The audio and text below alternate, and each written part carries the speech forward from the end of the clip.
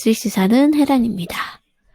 이번 영상에서는 스위스의 교육은 어떻게 이루어지고 있는지에 대해서 한번 다루어 볼까 하는데요. 이제부터는 이렇게 스위스의 문화나 다양한 주제에 대해서 한번 제 관점에서 나눠보는 영상도 다른 영상들과 함께 가끔 만들어 볼까 생각하고 있습니다. 말재주가 없어서 그동안 이런 시도를 하지 않았었는데 조금씩 연습하면서 하다 보면 제 글 실력도 향상시킬 수 있지 않을까 하는 기대감도 함께 가지면서 시도를 해보려고 합니다. 그래서 이번에는 제가 이곳에서 두 딸들을 키우면서 경험한 부분도 함께 접목해서 제가 느끼는 이곳 교육 시스템에 대해서 한번 얘기해 볼까 합니다. 우선 여기에선 아이들의 공교육은 유치원부터 해서 중학교 3학년까지가 의무교육으로 지정이 되어 있습니다. 유치원 이전의 아이들은 약 3세부터 슈필그룹베라고 해서 일주일에 이틀이나 3일씩 교육비를 내고 하루에 몇 시간 정도 보내는 곳이 있고요. 그 이전의 아이들이나 더 오랜 시간 보호가 필요한 아이들은 한국의 어린이집 같은 곳이 있습니다. 그럴 경우에는 비용이 워낙 비싸기 때문에 한 부모의 월급 절반 이상을 어린이집에 갖다 준다고 해도 과언이 아닐 정도라고 하더라고요. 2년의 유치원을 거쳐서 초등학교에 입학을 하면 3년씩 담임제로 2번의 담임 선생님을 거쳐서 초등학교를 마치게 됩니다. 3년이라는 긴 시간 동안 한 선생님과 학교 생활을 해야 하기 때문에 좋은 선생님을 만나는 것이 아주 중요하겠죠? 스위스에서는 초등학교에 급식 제도가 없습니다.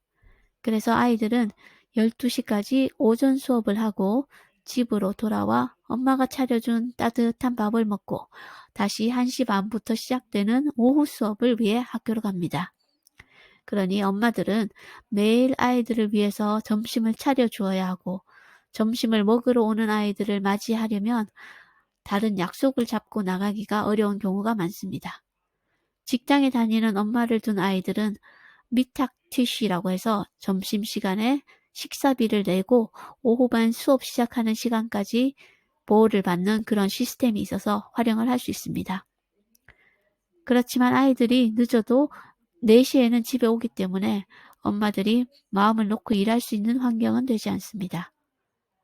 그러나 좋은 점은 아이들이 학교 후에 집에 돌아오면 엄마가 반갑게 반겨주는 가정적인 환경에서 자랄 수 있다는 점이 있겠네요.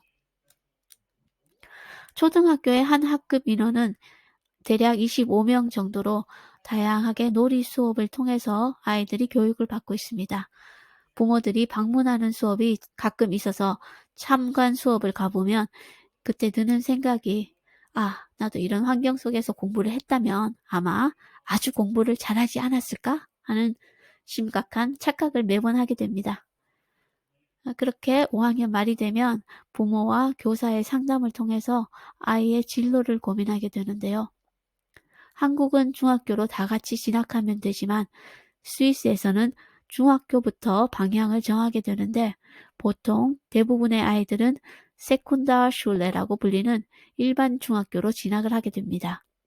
그중 공부를 잘하는 몇 명 안 되는 아이들은 김나지움이라는 중학교로 시험을 거쳐서 가게 되는데 학교에 따라서 진학하는 비율이 천차만별입니다.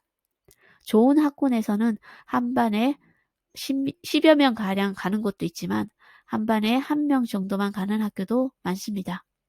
지역마다 달라서 수업의 평준화가 학급 아이들의 평균 수준에 맞춰서 수업이 진행되다 보니 지역과 학교에 따라서 달라지게 됩니다.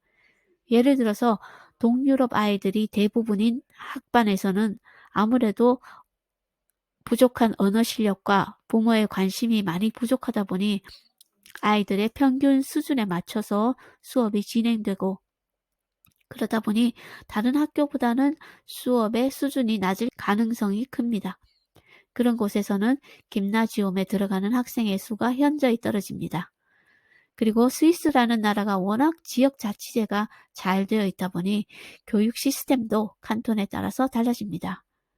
그래서 저는 제가 거주하는 쭈리 지역에 한정지어 말씀드립니다. 가장 큰 칸톤이 쭈리 칸톤이니 이곳 시스템을 알면 스위스의 교육 제도가 대략 이렇구나 하고 이해하기엔 좋을 것 같습니다. 김나지움에 가기 위해서 시험을 치르고 그리고 합격하고 가더라도 다시 6개월간의 시험 기간이 있어서 그 기간 동안 성적을 유지하지 못하면 다시 일반 중학교로 내려가게 됩니다.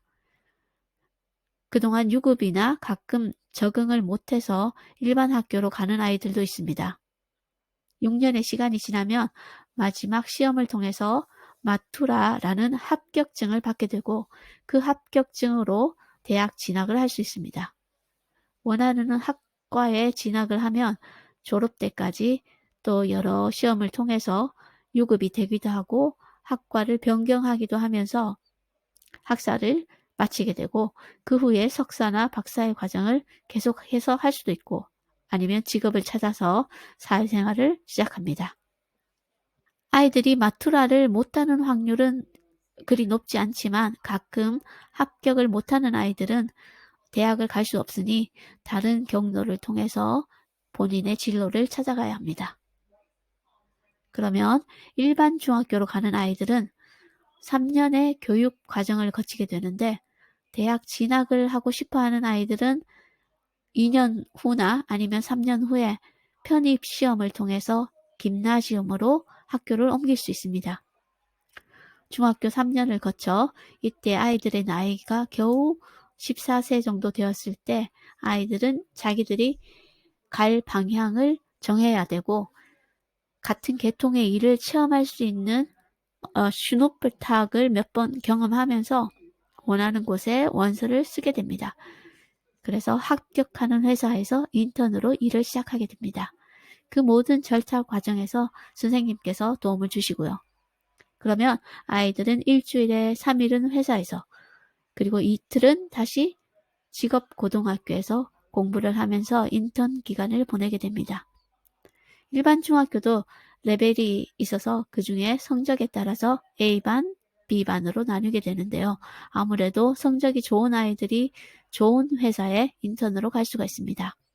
인턴을 하는 동안 아이들이 버는 월급은 대략 600에서 1000프랑까지 조금씩 다르고 은행 쪽의 임금이 가장 센 편입니다.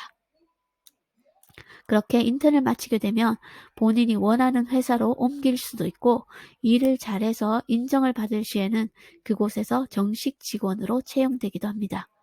그러는 과정 가운데서도 공부를 계속하고 싶어지는 경우에는 다시 베룹스 마투라라는 시험을 통해서 자격을 취득한 후에 대학으로 다시 진학이 가능하고 대학뿐 아니라 그리고 전문 대학이나 다양한 방면으로 와이트 빌딩을 해나갈 수 있습니다.